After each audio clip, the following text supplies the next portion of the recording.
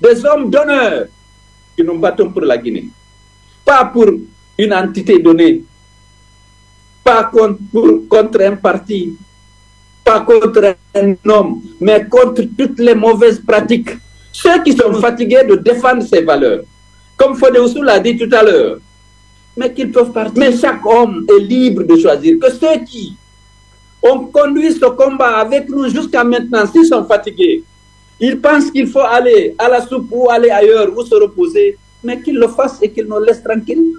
Alors, je voulais, avec la permission de mes collaborateurs, les vice-présidents, les membres du conseil politique et les membres du bureau exécutif, m'adresser à nos militants, à nos cadres qui sont venus ce samedi prendre part à l'Assemblée générale ordinaire de l'UFDG. Votre présence ici aujourd'hui est une illustration éloquente de votre fidélité, de votre engagement dans la lutte que nous sommes en train de mener. Certes, pour accéder au pouvoir, parce que c'est la meilleure manière de disposer des instruments pour changer la Guinée. Mais en attendant, pour exiger que soient respectées les règles établies, les droits humains et les libertés fondamentales, les règles et les principes de la démocratie et de l'état de droit. Donc notre lutte, c'est contre toutes les pratiques contraires à ces valeurs. Nous voulons que les Guinéens exercent pleinement leurs droits et libertés, y compris ceux de choisir librement leurs dirigeants, aussi bien au niveau local qu'au niveau législatif qu'au niveau de l'exécutif. Vous le savez, nous avons soutenu et fortement leurs militaires lorsqu'ils ont pris le pouvoir. Nous avons soutenu parce qu'ils ont décliné un discours qui correspondait à nos valeurs. N'ont-ils pas dit qu'ils allaient mettre fin à l'instrumentalisation de la justice, au piétinement des droits et libertés des citoyens, et qu'ils allaient organiser avec diligence le retour à l'ordre constitutionnel en remettant le pouvoir à celui que le peuple aura choisi? N'ont-ils pas dit que dans l'action publique, ils ne seraient guidés que par une seule boussole, la justice et le droit? Aujourd'hui, après 3 ans et demi d'exercice du pouvoir, lorsque vous faites le bilan, quelle est la réalité? Elle est toute différente des engagements pris lors de la prise du pouvoir, mais également aux dispositions de la charte de la transition. La charte de la transition, qui stipulait dans les articles 8 et 19 qu'aucune situation d'exception ne pouvait justifier la violation des droits humains. Le premier droit de l'homme, c'est le droit à la vie. Combien de gens ont été abattus parce qu'ils tentaient d'exercer un droit fondamental, celui de manifester dans les rues et sur les places publiques? Il y a plus de 60 jeunes qui ont été abattus sur l'axe, qui n'ont eu droit à aucune justice, à aucune compassion, à aucune enquête pour identifier et déférer devant les tribunaux conformément à la loi les auteurs et commanditaires de ces crimes. Où sont aujourd'hui Fonike Mangue, Bill Loba, Marwan Kamara, Sadou Simaga? Ils ont organisé des disparitions forcées, des voix dissonantes, qui n'avaient pas d'armes létales, mais qui ne faisaient que critiquer les dérives de la transition. Aujourd'hui, nul d'entre nous ne sait que si ces messieurs sont vivants ou morts. Alors, on a tendance à dire que l'UFDG est contre la junte. On n'est pas contre une personne. On est contre des pratiques liberticides qui privent les Guinéens de leurs droits, le droit à la vie, le droit à la liberté d'expression, d'association, de réunion. Avant d'accéder au pouvoir, nous avons décidé d'exiger le respect des droits et libertés des citoyens conformément au discours décliné lors de la prise du pouvoir et conformément aux dispositions de la charte de la transition. C'est ça l'UFDG. Nous sommes des libéraux, nous sommes pour la liberté de choix. C'est pourquoi nous voulons que les citoyens choisissent leurs dirigeants. Mais nous sommes des hommes de conviction que nous avons vécu et qui étaient contraires, comme on l'a rappelé, aux engagements de la junte, qui veut aujourd'hui confisquer les droits, museler la presse, organiser des disparitions forcées, tuer des jeunes de moins de 20 ans parce qu'ils voulaient juste manifester leur mécontentement et revendiquer le respect des dispositions de la charte de la transition que la junte elle-même a élaborée et qu'elle nous a imposée. Mais elle était bien rédigée, on a pris acte, on a décidé de nous joindre à elle, à la junte, je vais dire, pour défendre cette charte de la transition. Mais aujourd'hui, il faut oublier ça.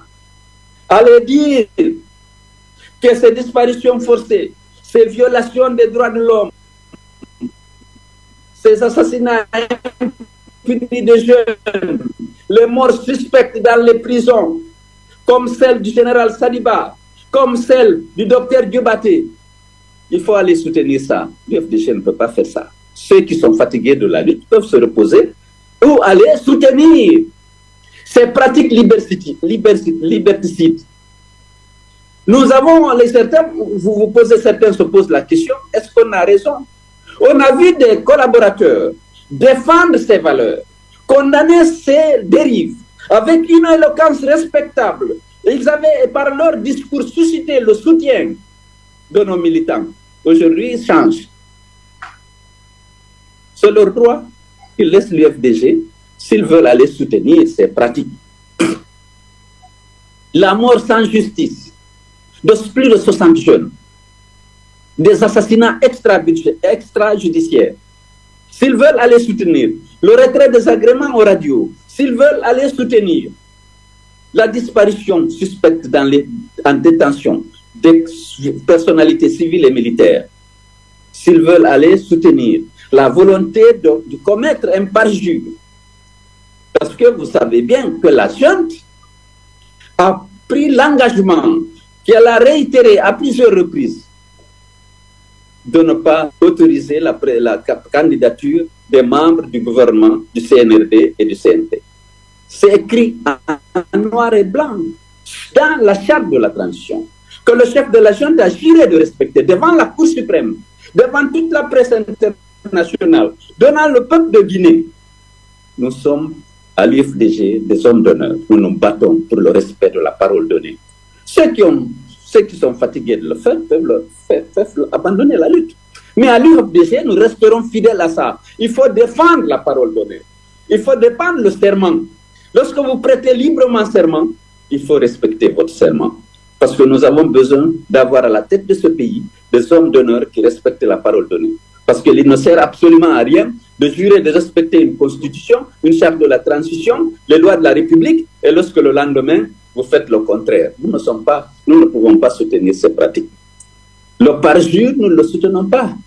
Maintenant, nous pouvons être isolés. Parce que nous sommes, bien sûr, soutenus par une majorité importante des Guinéens qui sont attachés à ces valeurs. Mais une majorité qui ne s'exprime pas toujours. Elle est silencieuse. Mais, alors, la minorité qui veut soutenir la violation de ces valeurs, comme dispose l'argent de l'État, finance beaucoup de manifestations et les gens sortent. Alors que la junte interdit les manifestations de ceux qu'elle considère comme l'opposition. Elle considère comme opposition tous ceux qui condamnent la violation de ces valeurs et qui soutiennent le respect des dispositions de la charte, les droits humains et les libertés fondamentales. Nous ne sommes pas une opposition, nous sommes opposés à ces pratiques qui violent ces valeurs. Alors, les gens se posent la question, est-ce qu'on a raison d'être à l'UFDG? C'est vrai, nous souffrons. Là-bas, il y a la soupe, il y a des avantages, il y a des postes à offrir, il y a de l'argent à distribuer. Mais nous avons choisi d'être fidèles aux valeurs que nous défendons pour que le peuple de Guinée soit libéré de l'arbitraire, de l'injustice, et que ses citoyens, partout où ils sont, bedada, bedanda, bededa fanama anti que lady mendi wonu lady kamo wana ulat fala de wana na fou wana sengo. Et ça, nous allons continuer le combat. Sachez que je me porte bien, je suis aussi déterminé aujourd'hui qu'hier, et que nous allons mener ce combat jusqu'au bout. Nous sommes majoritaires. Nous sommes majoritaires. Nous avons une majorité parfois silencieuse, parce que la répression est violente. On tue, on organise des disparitions forcées, on déclenche des poursuites judiciaires fantaisistes contre tous ceux qui ont une position contraire à la leur. Mais leur position, c'est d'instrumentaliser la justice. C'est de piétiner les droits et libertés des citoyens. Nous ne sommes pas d'accord. C'est dur, parce que les gens sont vulnérables. Il y a la peur, il y a la corruption. Surtout, la corruption. Les gens sortent parce qu'ils ont besoin de quoi manger. Parfois, ils ont faim. Parce que la richesse qui existe aujourd'hui en Guinée, c'est la manne minière. Et ceux qui restent dans le pays, en dehors du volet transport qui est payé à ceux qui sont dans le secteur de transport, tout est les redevances minières, les impôts et taxes prélevés par l'État. Et pour avoir accès à ces ressources, il faut soutenir le parjure, soutenir la candidature de Mamadi Doumbia, qui a dit et répété à plusieurs reprises qu'il ne serait pas candidat et qu'il n'autoriserait aucun membre du CNRD et du gouvernement à être candidat. Vous étiez là, témoin. Lorsqu'on demande de respecter la parole donnée, mais dans nos sociétés traditionnelles, la parole donnée est sacrée. Le serment est sacré. Et nous sommes sur ça, nous voulons que la parole donnée soit respectée. Parce que ça avait suscité auprès de la population le soutien, la confiance en la jeune. Lorsqu'elle dit que nous allons organiser des élections et donner le pouvoir à celui que le peuple aura choisi, à l'issue d'élections inclusives, libres et transparentes, nous avons applaudi. Et nous avons, parce que c'est nos valeurs. Nous voulons être le pouvoir, certes, mais nous organisons la campagne. Si nous sommes élus dans une élection transparente, on se réjouit, on met en œuvre les réformes qu'il faut pour garantir la sécurité, la prospérité et l'exercice des droits et libertés des citoyens. Mais si on n'est pas élu, on reconnaît la victoire de l'autre. Mais on n'est pas prêt à participer à une mascarade électorale qui ne vise que légitimer, entre guillemets, un pouvoir qui a été pris par les armes et que dont le peuple de Guinée ne veut pas. On ne veut pas de mascarade électorale. On veut des élections libres et transparentes pour que le peuple, comme je l'ai dit et répété, choisisse ses dirigeants à tous les niveaux. Aujourd'hui, au début, l'objectif de la jeune, c'était de rester le plus longtemps possible au pouvoir et de le rendre possible. C'est pourquoi ils avaient dit 39 mois. Le CND a fait une résolution pour ces 36 mois. Et ils ont mis dans le chronogramme recensement général des 4 ans ou 5 ans pour être fait. Parce que l'objectif, c'était de rester aussi longtemps que possible et finir et organiser des élections et de donner. Mais aujourd'hui, la stratégie est changée. Il faut que la junte reste au pouvoir en organisant une mascarade électorale le plus tôt possible et en freinant toutes les dispositions. On va abandonner le RAVEC, on va abandonner le recensement général de la population et de l'habitat. On nous disait non, le fichier a fait l'objet de beaucoup de contestations. Nous voulons faire un fichier qui ne sera pas contesté et ceci exige qu'on fasse le RAVEC et le recensement général de la population et de l'habitat. On avait dit non, faisons une révision du fichier. Mais comme leur objectif à l'époque était de rester aussi longtemps que possible et quand même de rendre le pouvoir après avoir peut-être exercé un mandat de la durée de celui que Alpha Condé avait eu, bon, ils ont dit non, il faut le RAVEC, il faut ceci, il faut cela. Mais aujourd'hui, la décision a changé. Il faut vite finir la transition en légitimant Doumbia par une mascarade électorale organisée par l'OMATD et les préfets, dont les compétences ont été étendues aux élections désormais, et avec bien entendu, avec le soutien des présidents des délégations spéciales nommés en fonction de leur adhésion, en raison de leur adhésion à l'idée que Mamadi, c'est l'homme providentiel et qu'il faut le maintenir au pouvoir. Donc, il faut que vous soyez conscients de ça. C'est vrai, la lutte est devenue plus difficile en raison de la violence du pouvoir. Il y a des moments où on recule pour mieux sauter, mais on ne va pas laisser faire. Soyez donc mobilisés pour mener ce combat. Il est devenu difficile de l'intérieur parce qu'il y a des dispositions forcées, il y a les assassinats, les kidnappings. Vous avez suivi ce qui a été fait à Abdou Sako.